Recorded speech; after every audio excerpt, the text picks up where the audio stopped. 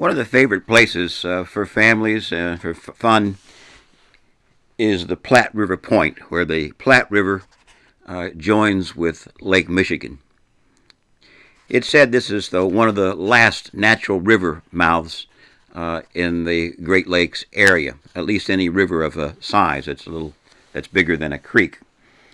And here, really, many things come together, and it really, the essence of Northwest Michigan, the Sleeping Bear Dunes and Crystal Lake area, all those elements are sort of right here all together, and in a way that just sort of encourages to get out and have some family fun.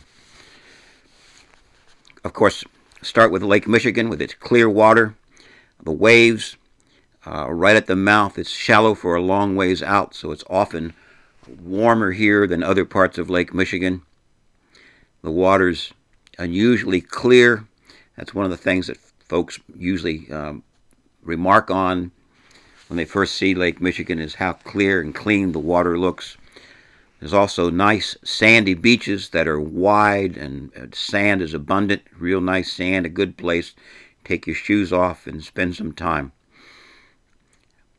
And as you're out on the beach, you can look up and see the whole sweep of Platte Bay stretching for miles, and in the distance you see the dramatic landscape of Empire Bluffs, and a bit beyond that, Sleeping Bear Dunes, with that long stretch of steep sandy hillside, which is nothing else like it on the Great Lakes, with a little mound of the Sleeping Bear perched on top of it. And a bit farther in the distance, you'll see the two Manitou Islands, which, as legend has it, were the cubs from the mother bear who didn't make it to shore. The Platte River flows through the wooded area, lined with evergreens and paper birch hanging over. And as it gets close to Lake Michigan, it then leaves the forest behind and meanders for a while between the sand dunes. It's a very contrast to these stark sand barren with this clean flowing water.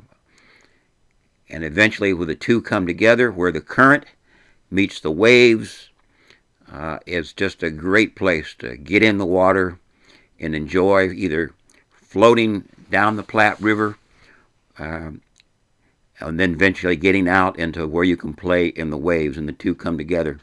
And it's a great place for folks of all ages to learn about, or at least have a review of how rivers carry sediment down to the larger bodies of water, and then where they meet with the slow waters of the lakes and ocean, the sediment drops and forms sandbars and deltas.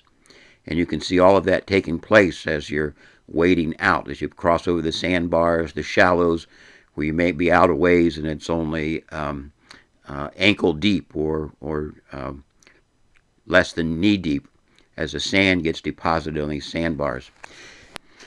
The Platte River is a great river to canoe. You can rent kayaks and canoes and canoe down the Platte River. It's an easy river. It's great for beginners, for families, or folks who just don't want to have to work too much. In the river itself, there's no place that's probably more than 5 feet deep. Most of it's less than 3 feet deep. Gets a little bit deeper than that when you cross Loon Lake, so your parents need to be a bit cautious as their family crosses Loon Lake, but that's only a part, and that's always nice and calm. But it's a great river for canoeing. Float trips are available. If you float the whole river, you may get a bit chilly even on a warm day, so most folks confine their floating of the river just to the first half before Loon Lake.